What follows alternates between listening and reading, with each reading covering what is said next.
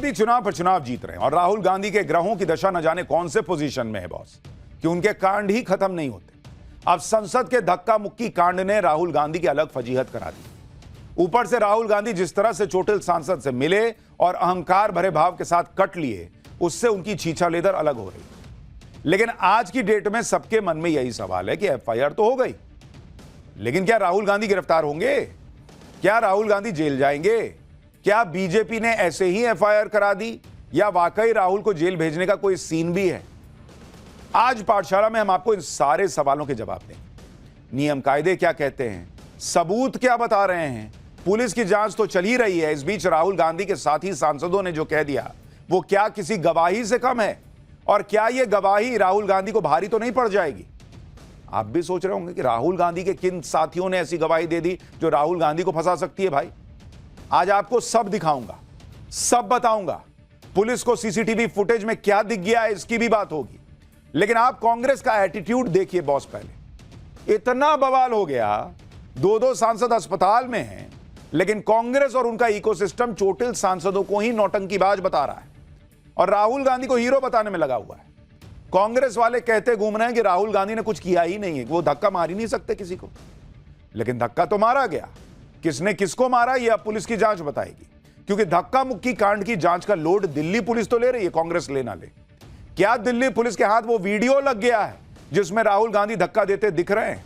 और सवाल यह भी है कि राहुल गांधी अगर दोषी साबित हुए तो उन्हें कितने साल की जेल होगी? क्या जेल जाते ही राहुल गांधी की संसद सदस्यता चली जाएगी? यह सब आज आपको विस्तार से बताऊं, क्योंकि इस कहानी में अभी कई क्लाइमेक्स आने बाकी हैं। लेकिन पहले देखिए कि आज क्या हुआ है। आज संसद सत्र का आखिरी दिन भी था।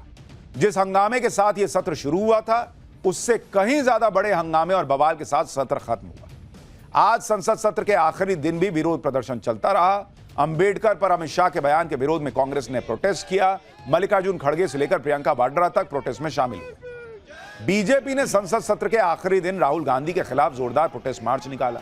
बीजेपी सांसदों ने संसद के बाहर नारेबाजी करते हुए मार्च निकाला। राहुल गांधी माफी मांगो, गुंडागर्दी नहीं चलेगी जैसे नारे बीजेपी के मार्च में लग रहे थे। लेकिन आपने एक चीज गौर की, राहुल गांधी नहीं दिख रहे हैं जो कांग्रेस वाला प्रदर्शन था उसमें। राहुल गांधी आज कहां थे वो भी बताऊंगा। लेकिन संसद का सत्र खत्म हो गया। इस सत्र में राहुल गांधी पर जो आरोप लगे वो खत्म नहीं हुए। इन आरोपों की वजह से ही यह सत्र कभी नहीं भूला जा सकेगा, क्योंकि आज तक नेता विपक्ष तो छोड़िए, किसी सांसद पर वैसे आरोप नहीं लगे जो राहुल गांधी पर लग गए। लेकिन राहुल गांधी पर एफआईआर हुई तो उनकी बहन और कांग्रेस सांसद प्रियंका वाड्रा ने आरोपों को वैसे ही हवा में उड़ा दिया जैसे जॉर्ज सोरेस से जुड़े आरोपों को हवा में उड़ा दिया गया। एक बार प्रियंका वाड्रा को सुनिए, फिर आपको बताऊंगा संसद कांड पर राहुल गांधी के दोस्तों की उस गवाही के बारे में जो राहुल गांधी को धक्का मुक्की कांड में अरेस्ट भी करवा सकती है, उनकी परेशानी बढ़वा सकती है। पूरा देश देख रहा है, राहुल जी पे तमाम इन्होंने केस लगा रखे हैं, कभी नया नया एफआईआर निकालते हैं, झूठ बोलते हैं, पूरा देश देख रहा है। इससे ये दिखता है कि उनका डेस्परेशन लेवल क्या है। प्रियंका वाड्रा तो राहुल गांधी का बचाव करेंगी, लेकिन सच यह है कि राहुल गांधी पर बीजेपी सांसदों को धक्का देने के आरोप लगे हैं, एफआईआर हो चुकी है। और इस धक्का मुक्की में बीजेपी सांसदों के साथ कोई बड़ी अनहोनी भी हो सकती थी, उनकी जान भी खतरे में पड़ सकती थी। जहां तक धक्का मारने वाली बात है, उसकी गवाही तो खुद राहुल गांधी के सहयोगी दे रहे हैं कि वहां पर धक्का मुक्की हुई थी। आप पहले जया बच्चन को सुनिए, जो समाजवादी पार्टी की सांसद है। जो वो कह रही है ना, आपको उसको बहुत गंभीरता से सुनना चाहिए। एक तरह से वो राहुल गांधी का बचाव करने का प्रयास कर रही हैं, लेकिन जो वो कह रही हैं उसमें वो फंस गई, क्योंकि जो वो कह रही हैं वो किसी गवाही से कम नहीं है कि कल संसद में क्या हुआ था, धक्का मुक्की हुई थी या नहीं हुई थी। एक बार जया बच्चन को सुनिए, फिर मैं आपको बताता हूं ये गवाही क्या है। सारंगी जी नाटक कर रहे हैं। उन्होंने क्या किया था अपने जीवन में, पहले उड़ीसा में उन्होंने क्या क्या चीजें की थी, वो ये बेकार थे। हम लोग सब हाउस के अंदर जा रहे थे, जिस तरह से इन लोग खड़े हुए, जिस तरह से इन लोग हम लोग को अंदर नहीं जाने दे रहे। अगर आपको सीढ़ी से ऊपर चढ़ना है, सारी सीढ़ी में ऐसे मोटे मोटे लोग, अगर वो गिरेगा तो दूसरे को तो लगेगा ही। बेकार का ड्रामा है। देखिए, मैं आपको एक चीज़ बताऊँ, ये दोनों राजपूत जी और सारंगी जी और जो नागालैंड की महिला है, इससे बढ़िया परफॉर्मेंस तो मैंने अपनी करियर में कभी नहीं। जया बच्चन को फिल्मों में स्क्रिप्ट पढ़कर डायलॉग बोलने की आदत है। यहां स्क्रिप्ट थी नहीं। उन्होंने प्रयास तो अच्छा किया, लेकिन उन्होंने राहुल गांधी को ही फंसा दिया। जया बच्चन ने हालांकि बॉडी शेमिंग भी कर दी कि मोटे मोटे सांसद खड़े थे। उन्होंने महिला सांसद की भी बेइज्जती कर दी कि सब इससे बड़ा ड्रामा मैंने नहीं देखा। सारंगी साहब को भी कह दिया कि वो ड्रामा कर रहे हैं। लेकिन जया बच्चन बोलते बोलते ये भी मान रही हैं कि वहां एक दूसरे पर लोग गिर रहे थे और गिरेंगे तो चोट लगेगी। यानी एक तरफ तो वो चोट को नौटंकी बता रही हैं, दूसरी तरफ ये भी कह रही हैं कि मोटे मोटे लोग खड़े थे, गिरेंगे तो चोट लगेगी। और वो ये भी कह रही हैं कि वो लोग रास्ता रोक के खड़े थे, हम लोग आगे बढ़ रहे थे, और उसके बाद कट फिर कहती हैं कि वो लोग मोटे मोटे लोग थे, गिरेंगे तो चोट लगेगी। यानी सीधी सी बात यह है कि वहां पर धक्का मुक्की हुई। ये जया बच्चन अपने बातों से एक तरह से साबित कर रही है। भाई वो कह रही है कि एक तो किसी को बॉडी शेविंग नहीं करनी चाहिए। कौन मोटा है पतला, ये बोलने का क्या तरीका है भाई कि मोटे मोटे लोग खड़े थे? कोई आपके बारे में कुछ बोल देगा तो आपको अच्छा लगेगा? और कह रही है कि वो लोग जाने नहीं दे रहे थे, हमको चढ़ना था। तो जो जाने नहीं दे रहा था वो अचानक खुद ही गिर जाएगा? ऐसा तो नहीं हो सकता। यानी जया बच्चन को सुन के ये लग रहा है कि वहां धक्का मुक्की हुई थी, ये उसकी गवाही दे रही है। और आप सोचिए, बीजेपी की महिला सांसद फांगनोन कोन्याक वो राहुल गांधी पे गंभीर आरोप लगा रही हैं, रो रही हैं। जया बच्चन ने उसका भी मजाक उड़ा दिया कि इससे अच्छी मैंने एक्टिंग नहीं देखी। ये खुद एक महिला है बॉस, सीनियर सांसद हैं। कम से कम उनसे इतनी उम्मीद तो की जा सकती थी कि अगर एक महिला सांसद कोई गंभीर आरोप लगा रही है तो उसका समर्थन ना करें, लेकिन एक तरह से उसका मजाक तो ना बनाएं। क्योंकि बीजेपी की महिला सांसद फांगनोन ने राहुल गांधी पर कोई राजनीतिक आरोप नहीं लगाया। वो ऐसे आरोप थे जो महिला के प्रताड़ना से जुड़े थे, जिसके बारे में बताने में भी सांसद फांगनोन कोन्याक असहज हो रही थी। ये ऐसे आरोप थे जो एक महिला के सम्मान और इज्जत से जुड़े हुए थे। बीजेपी की महिला सांसद फांगनोन कोन्याक ने कहा था कि राहुल गांधी उनके बहुत करीब आकर खड़े हो गए थे, मैं बहुत अनकंफर्टेबल हो गई थी, राहुल गांधी उन पर चिल्ला रहे थे। सिर्फ जया बच्चन ही नहीं, कांग्रेस भी अब फांगनोन कोन्याक को टारगेट कर रही है। कांग्रेस सांसद हीबी ईडेन ने लोकसभा स्पीकर को लेटर लिखकर बीजेपी सांसद के आरोपों को झूठा बता दिया है। कह दिया है कि राहुल गांधी को बदनाम करने के लिए आरोप लगाए गए।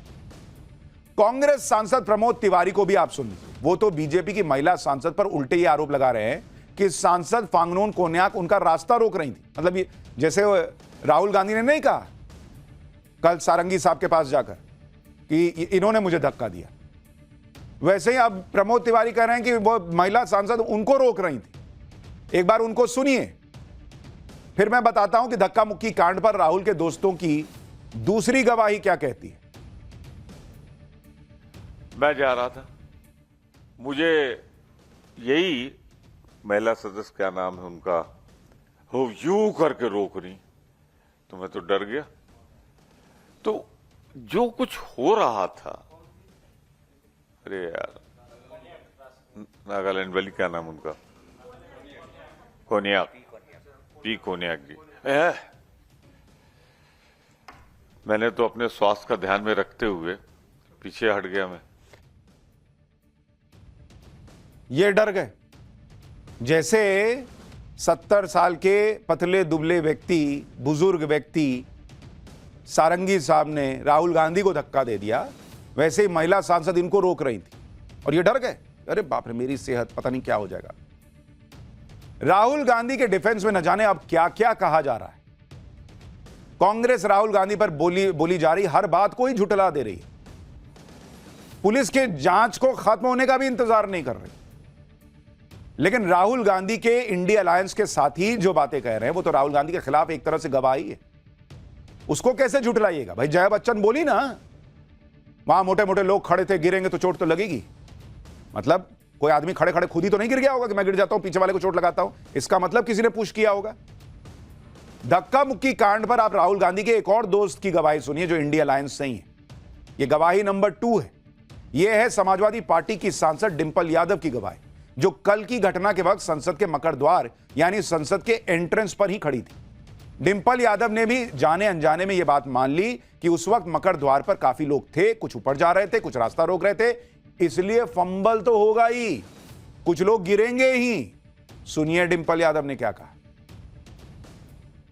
सब लोग स्टेज में खड़े हुए थे और जहां सब स्टेज में खड़े थे और जहां ऊपर जाने के प्रयास में थे, क्योंकि एंट्रेंस तो वही है पार्लियामेंट से, अंदर तो 11 बजे अंदर मकर द्वार से ही जाना है सब एमपीज को, और जहां बीजेपी वालों ने रास्ता रोकने का काम किया, तो डेफिनेटली जब इतने सारे लोग हैं, एक लोग ऊपर जाना चाह रहे हैं, एक लोग रोक रहे हैं, तो जो उसका जो रिपरकशन हुआ, जो एक फंबल हुआ, तो पीछे जो स्टेज में लोग थे वो डेफिनेटली वो गिरेंगे ही गिरेंगे, बिकॉज स्टेज में आप खड़े हैं, आप बैलेंस कैसे बनाएंगे स्टेज में, एंड इतने बुजुर्ग लोग हैं, कैसे बैलेंस बना पाएंगे। तो इसके लिए केवल भारतीय जनता पार्टी के मेंबर ऑफ पार्लियामेंट जिम्मेदार है।